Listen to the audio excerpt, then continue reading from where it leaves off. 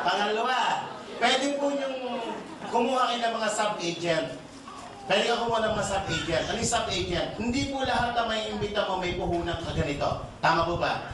Pero may 25% discount ka kung hindi ka mahilig magbenta, kumuha ng mga sub-agent. Yun yung mga tao na imbita mo na gusto magbenta ng produkto pero wala pang kapital. Pero mag-join din sila in the future. Gamitin mo sila as sub-agent. Dahil may 25% discount ka, bigyan mo sila ng 10% muna. Kung gusto nila mag-direct selling, sa'yo ang 15%.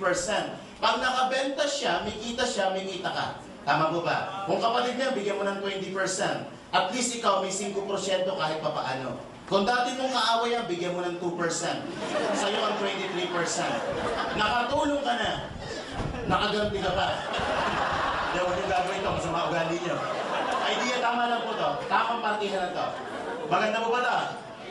Walang quota na pinag-uusapan. Makabenta o hindi makabenta, okay lang po. Yan ang kagandahan sa ating company. Sa ibang company, ang direct selling may minimum quota. May quota ka per month. Tayo po, walang quota na pinag-uusapan. Pangalawang kitaan na pwede mong gawin, ito na po yung tinatawag na direct referral bonus. I'm sure marami kayong kakilala na gusto nyo tulungan. Tama po ba? Gusto nyo kumita rin sa kumpanya. Okay. Paano ka kikita sa number 2? Ang trabaho mo dito, maghanap ka o mag-imbita ka ng mga distributor o mga kaibigan mo na gustong mag-join o magnegosyo sa kumpanya. Kada isang tao, kada isang package na mabebenta mo bilang franchise niya, babayaran ka ng kumpanya ng 500 pesos. Paano po yan?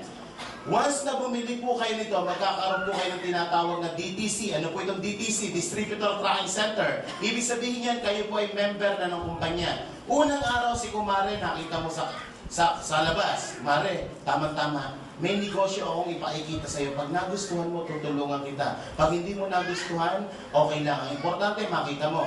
Hindi ka pa marunong magpaliwanag, inimbita mo dito, pinaupo mo si Kumare dyan, kami nag-explain ng business para sa kanya. Nagustuhan ng kumare mo ang negosyo, nag-franchise sa kumpanya, bumili ng 780, dahil ikaw nag-imbita dyan, may 500 piso ang kikitain.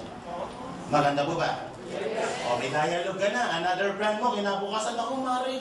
Tama-tama, nagpangita tayo. May negosyo akong ipakikita sa iyo. Pag nagustuhan mo, tutulungan kita. Pag hindi mo nagustuhan, gustuhin mo.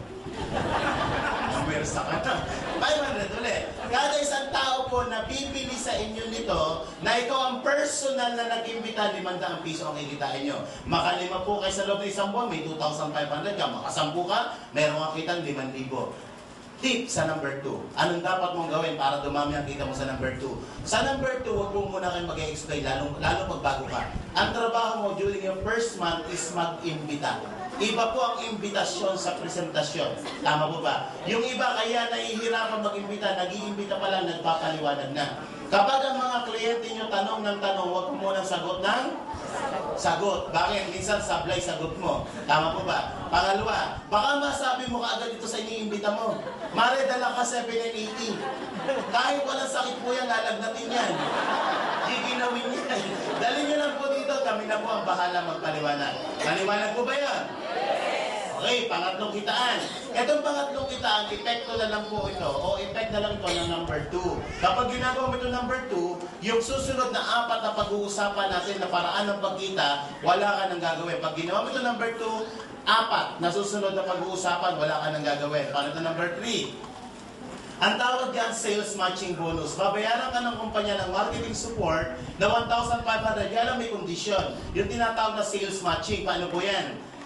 Ang sabi ng kumpanya, kapag dalawang package na nabenta mo, EA, kumita ka na ng 500, GB, kumita ka na ng 500, yung pong package na binili ni Amy kasamang produkto. At may kasamang points po yon. Ang points na kasama nung binili ni A is 1,200 points. Ang sabi ng kumpanya sa number 3, kapag may 1,200 points ka daw sa left side mo at may 1,200 points ka sa right side mo, babayaran ka pa ng additional 1,500. Lumalabas, sa dalawang package pala na nabenta mo sa dalawang mong kaibigan na kami ang nagpaliwanag, kikita ka na magkano? 2,500. Maganda po ba? Maganda.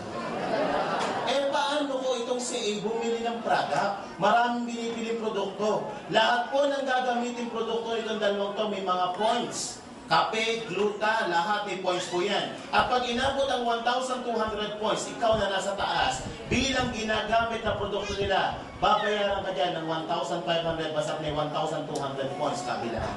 Maganda po ba? Eh paano kung itong si A nagbenta ng katulad ng ibinenta mo? Ganito ang ginawa ni A. Nag-imbita siya ng dalawang kaibigan niya, ibinenta niya ang global package. So si A may kita 2.5. Bakit 2.5? May 500 siya kay C, may 500 kay D, may sales match din siyang 1.5, 2.5 ang kinita ni A.